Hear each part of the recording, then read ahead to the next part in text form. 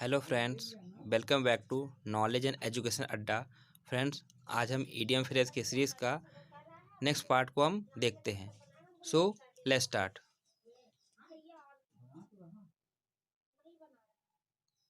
Today first name is give the slip. Give the slip means भाग निकलना या to escape from someone. Slip में मतलब फिसल जाना, मतलब किसी के हाथ से फिसल जाना। गिव द स्लिप मीन्स भाग निकलना। अगला इडियम है give the ghost. Give the ghost means होता है मर जाना। घोस्ट मतलब भूत, है ना। गिव अप मीन्स क्या होता है? गिव अप मीन्स होता है सरेंडर कर देना, मतलब घोस्ट के आगे सरेंडर कर जाना मीन्स मर जाना। तो give up the ghost means मर जाना। Next is give vent to. Give vent to means होता है अपनी नाराजगी या असंतोष जाहिर करना, टू एक्सप्रेस एंगर और फ्रस्ट्रेशन। वेंट मीन्स होता है यहाँ वायु निकलने के मार्ग। यहाँ वेंट का मतलब होता है जो वेंटिलेटर है उससे लेट किया गया है, मतलब हवा निकालने की जगह। तो गिव वेंट टू मीन्स हवा निकाल देना। हवा निकालना मतलब एक तरह से कह सकते हैं अपनी नाराजगी निकालना। तो गिव वेंट टू मीन्स होता है अपनी नाराजगी या असंतोष को जाहिर करना।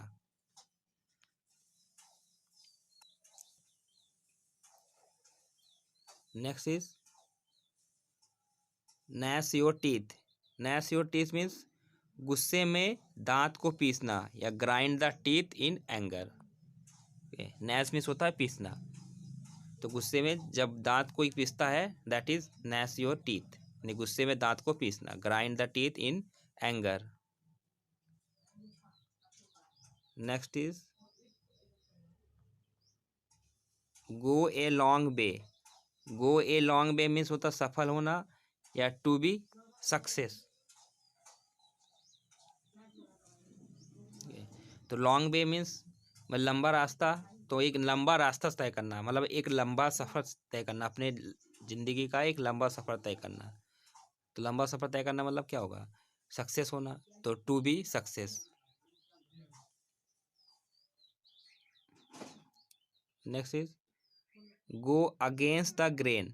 गो अगेंस्ट द ग्रेन मीन्स होता है किसी के व्यक्तित्व के खिलाफ होना या in the opposite of one's personality. तो गो अगेंस्ट द ग्रेन ये इडियम जो है कारपेंट्री से रिलेटेड है। यहाँ ग्रेन का मतलब है वुड, वुड से मतलब। तो वुड को स्मूथ दिखने के लिए एक टूल्स को वुड के अलॉन्ग यानी वुड के साथ साथ यूज़ करना होता है, ना कि उसके अगेंस्ट में। मतलब अगर लकड़ी है, उस लकड़ी को स्मूथ करना, तो लकड़ी के साथ साथ हम क्या करते हैं, एक टूल आपने देखा होगा जिस लकड़ी को छिला जाता है स्मूथ करने के लिए। तो उस टूल्स का इस्तेमाल लकड़ी के साथ साथ, उसके अगेंस्ट में नहीं करते बल्कि उसके साथ साथ में करते हैं। लेकिन अगर उस टूल्स का इस्तेमाल अगर उसके अगेंस्ट में करेंगे तो क्या होगा? उसका ये उल्टा इफेक्ट पड़ेगा, है ना। तो go against the grain means होगा किसी के व्यक्तित्व के खिलाफ होना या in the opposite of one's tools. Next is go awry. Go awry means होता है अस्त व्यस्त हो जाना या बर्बाद हो जाना, नॉट इन इंटेंडेड वे। तो गो ऑरी, तो ऑरी मीन्स होता है विकृत या अवे फ्रॉम एप्रोप्रिएट। ठीक है, ऑरी का मतलब होता है कि एप्रोप्रिएट से अलग होना या विकृत होना या बेढंगा हो जाना। तो गौरी मीन्स होता है अस्त व्यस्त हो जाना या बर्बाद हो जाना। Next is go back to the drawing board. Go back to the drawing board means होता है किसी कार्य के असफल होने के बाद पुनः योजना बनाना या plan after failure. Plan after failure, इस इडियम का जो यूज़ सबसे पहले एक अमेरिकन आर्टिस्ट जिनका नाम है पीटर आर्नो, उन्होंने अपनी एक रचना न्यूयॉर्कर में 1941 में की थी। इसमें क्या होता है कि एक आदमी का प्लेन क्रैश हो जाता है और वह आदमी बंच ऑफ रोल पेपर्स को लेकर जाता है ताकि वह क्रैश प्लेन का मैकेनिकल ड्राइंग बना सके। तो तो ऐसा क्यों करता है? ताकि वो घर वापस जा सके, मतलब अपने काम पे फिर से लग सके, इसलिए वो प्लेन की ड्राइंग बनाने में तुरंत जुट जाता है। तो इसका मतलब यही हुआ कि किसी कार्य के असफल होने के बाद पुनः योजना बनाना, तो plan after failure. Next is go banana. Go banana means होता है बिकम वेरी एंग्री या क्रेजी, या बहुत अधिक उत्तेजित या बेचैन हो जाना। यह इडियम ओरिजिनली गोइंग ऐप से लिया गया है। यह बनाना की जगह ऐप था। जब ये इडियम बना था, ऐप मीन्स लंगूर या बंदर, जिसका मतलब होता है गो क्रेजी या टू एक्सप्लोर विथ एंगर और टू इरप्ट विथ एंथुजियाज्म। चूँकि यहाँ ऐप या मंकी और बनाना का क्लोज रिलेशन होता है, मतलब ऐप यानी मंकी और बनाने का क्या होता है, रिलेशन बहुत क्लोज होता है, क्योंकि मंकी को बनाना बहुत पसंद है, इसलिए गोइंग ऐप के जगह पे गोइंग बनाना कर दिया गया इडियम को। तो गो बनाना या गो ऐप्स दोनों सेम सिमिलर है, दोनों इडियम, जिसका मतलब होता है बिकम वेरी एंग्री या क्रेजी।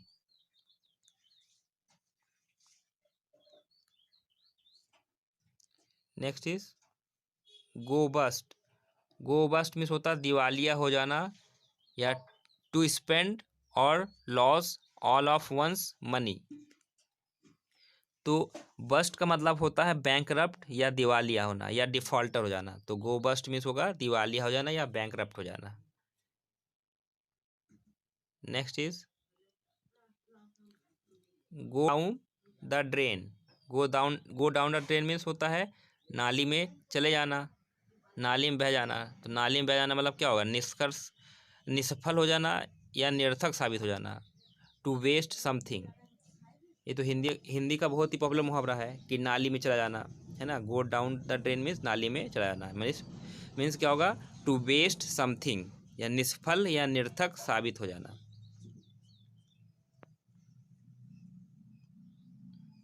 नेक्स्ट है go down like a lead balloon. Go down like a lead balloon means होता है पूरी तरह से असफल होना या to fail completely, be poorly received by an audience. या तो फिर एक मीडियम होता है be poorly received by an audience, means audience के द्वारा जो है बुरा रिएक्शन मिलना, अच्छा रिएक्शन ना मिलना ऑडियंस की तरफ से। अगर कोई मान ली कोई आर्टिस्ट परफॉर्म कर रहा है तो ऑडियंस की तरफ से उसको अच्छा रिस्पॉन्स ना मिलना। और दूसरा मीनिंग होगा फेल कंप्लीटली। यह फ्रेज जो है अमेरिका से जन्मा है, जिसका इस्तेमाल मॉम एंड पॉप कार्टून्स में हुआ था, जो कि यूएस में बहुत सारे न्यूज़पेपर में जून 1924 में छपा था। यही इसका ओरिजिन है। नेक्स्ट इज गो डच होता है to agree to share the cost of something. Go Dutch या फिर बिल का समान भागों में भुगतान करना। तो गो डच मीन्स होता है बिल का समान भागों में, मतलब इक्वल शेयर में। मालिक कई लोग रेस्टोरेंट में गए खाना खाने के लिए, मालिक 4 फ्रेंड्स है, तो चारों ने बिल का जो है इक्वली पैसा पेड किया। तो गो डच यह इडियम जो 19वीं सेंचुरी में सर्वप्रथम यूज़ हुआ था, जब इंग्लैंड और नीदरलैंड के बीच लड़ाई हो रही थी।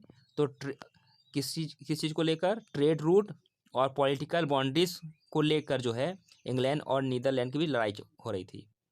तो गो डच का मतलब एक ऐसे एग्रीमेंट से है जिसमें जो हर पर्सन जो है खुद का एक्सपेंसेस स्वयं पे करेगा। मतलब इस एग्रीमेंट में हुआ था कि हर पर्सन खुद का खर्चा खुद उठाएगा। सो गो डच मीन्स क्या होगा, बिल का समान भागों में भुगतान करना। Next is go for a song. Go for a song means होता है सस्ते में बेचना या to get something for a surprisingly low.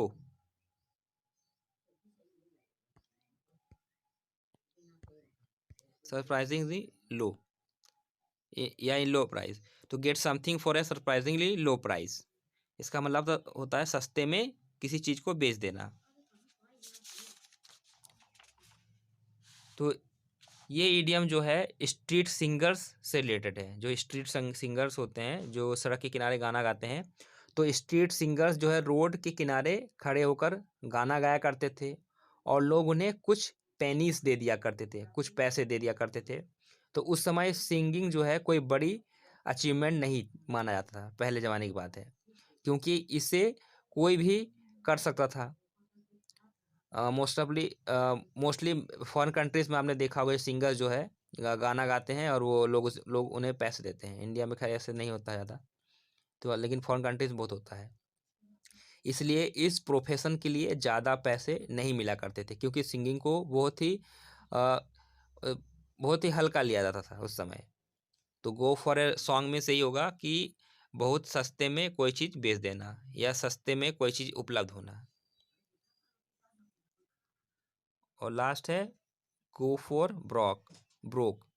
Go for broke means होता है अपना पूरा प्रयास करना। यह इडियम गेम क्रैप्स, जो कि एक प्रकार का ग्रैम्बलिंग गेम है, इसे लिया गया है। ये एक ऐसा गेम है जिसमें दो पासे होते हैं, वो पासों से खेला जाता है। जैसे कि आपने वो देखा होगा महाभारत में जो शक्ति मामा खेलते थे गेम ना, दो पासे उसको फेंकते थे, वो वही उसी टाइप का गेम। तो इस गेम में क्या होता है कि प्लेयर्स सब कुछ दांव पर लगा देते थे और अगर हार जाते थे तो वे ही वुड बी ब्रोकर और बैंकरप्ट हो जाता था। मतलब जब वो हार जाते थे तो वो बैंकरप्ट या दिवालिया हो जाता था। तो ही वुड बी ब्रोक, तो ब्रोक हो जाता था, टूट जाता था एकदम से, बैंकरप्ट या दिवालिया हो जाता था। तो गो फॉर ब्रोक मिस होगा अपना पूरा प्रयास करना, या try as hard as possible, try as hard as possible. Okay friends, आज का इडियम यहीं तक रखते हैं। इसका नेक्स्ट पार्ट आपको जल्दी मिल जाएगा, तो उसके लिए हमारे चैनल को सब्सक्राइब कर दीजिएगा और अपने फ्रेंड्स को शेयर कर दीजिए, ताकि आपके जैसे बाकी फ्रेंड्स को की भी मदद हो सके। So thanks for watching.